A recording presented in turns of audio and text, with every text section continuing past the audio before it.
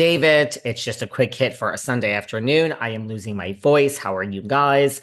I can't believe there's a lot of loose ends from this week that I kind of want to wrap up with a bow here and tie up. I can't believe I'm starting with this. It's like, is it a slow week in Bravo that this is what we're starting with? But this is something I did not cover earlier in the week, and it just is one of these things where it's like somebody, I know she's not everyone's favorite, but somebody needs to get Bethany Frankel on the phone because there's nobody I want to talk to about this more than Bethany Frankel. I mean, Bethany, you have no problem putting Gia and Teresa in their place when they're talking about finances. I agree with you. Yes, we already covered that earlier in the week. And I know that the AI clapback after the clapback after the clapback from Bethany was fake. But Bethany did say, come on, Teresa, give me a break. This is ridiculous. You should have a prenup. And Gia, I'm not really saying this for you. Your family's not okay. And I'm appealing to the women out there that should get a prenup. So she certainly talked about all of that. So where is Bethany with this? She might have commented on this. I haven't seen it yet. But I'm commenting on this because I mean, this might be out there. I just saw this because when I hear the name Brynn Whitfield or I see RHONY, I don't really read. I don't really want to read. I just have to see RHONY 2.0, seasons 1 and 2, seasons 14 and 15. I don't need to read anymore. I don't want to. But I read this, and when it comes to money and people living above their means, I still go back. I still want to hear from Louis Ruelas. I want to know how he makes a dollar. I don't want to know how he makes 100,000, 500. I want to know just $1. How does that go into the bank? So I had another business that I sold. I understand business. I understand. There's just, when it doesn't make sense to me, I need to know. So look, if you're the president of an advertising agency, of course if you're C-suite like Bose was, if you're the president of like your own marketing agency and it's a well-known agency and it has 25 employees, yeah, that's a seven-figure a year job. But Brynn Whitfield is now claiming that she made $7 million that she made seven figures last year. Now, that's not like, oh my God, $1 million. Like, it's a lot of money. Doesn't really do much in New York or LA, but it certainly is a lot of money. I'm not saying it's not. I'm not that far gone from society and reality, but I don't buy this. First of all, you have an apartment on the show that your second season, let's be very honest here, people. It's like when Dorinda moved into whatever the hell that place was called after the show and she sold her apartment. Like she was paid to live there. It was like she would advertise anytime someone's advertising their apartment or their building on like who from The Bachelor, like Matt James and Tyler Cameron were paid to live in their place.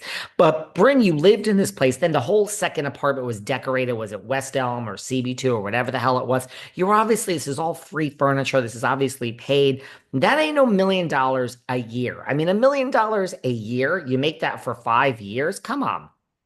But she said she made seven figures last year. I call complete bullshit on this.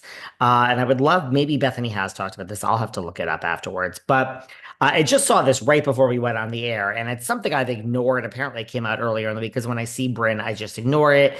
But, Bryn says she was paid nothing from RHONY. Well, your first season, traditionally, you're paid 60,000. Your second season, you're paid like 120. So, okay, that's not shocking.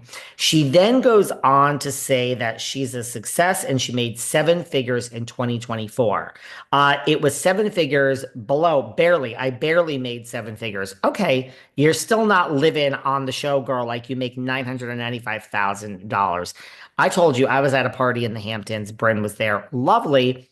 But she was just shoving that caviar in like she's never had caviar before in her life. Anyway, I'm trying to be positive. Remember, I started out the year so positive, but she appeared secretive about her career on RHONY. Do. She's got this is a quote. I've gotten to the place in my career where the client now again, you read these words, they make no sense.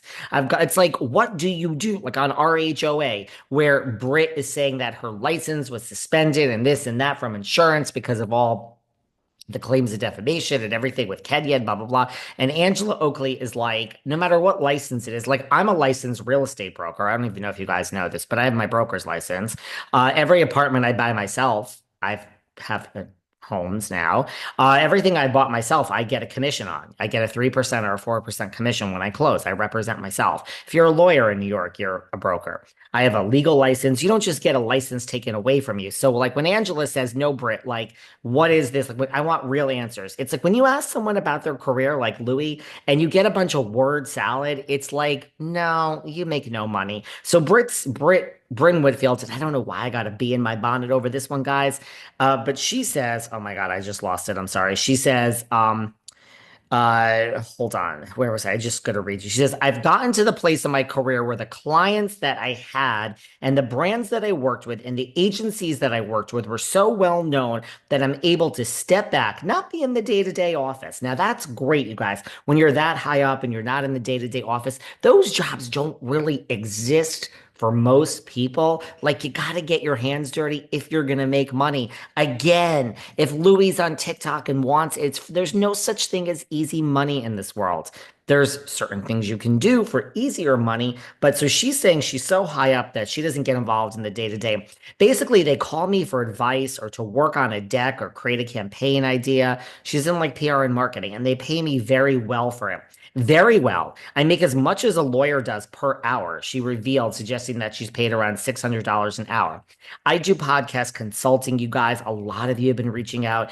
I do business consulting. I've helped people with resume writing, interviewing.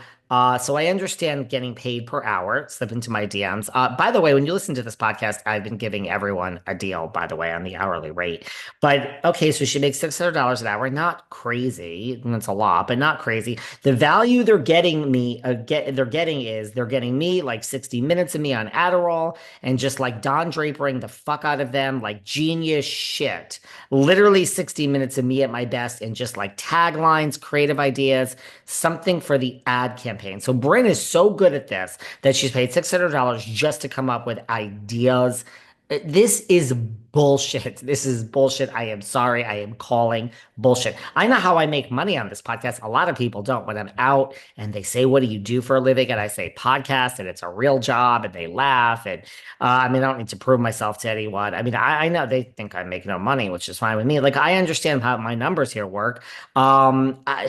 She's paid, she comes up with taglines. So all these people, president of Saatchi and Saatchi Advertising and all these wonderful advertising agencies. Brynn is just so brilliant. They pay her per hour, every hour to come up with taglines and creative ideas, something for the ad campaign. It's kind of like stand-up comedy, but stand-up creative. I call bullshit on this. We don't even need to spend any more time on this. There's one publication, blah, blah, blah. They mentioned her company, and the company said, we love you so much. We adore you. We don't want to be associated with the show. Or our competitor has advised with the network. I've had to be hush hush about everything, everything in detail, and they create their own storylines. Okay.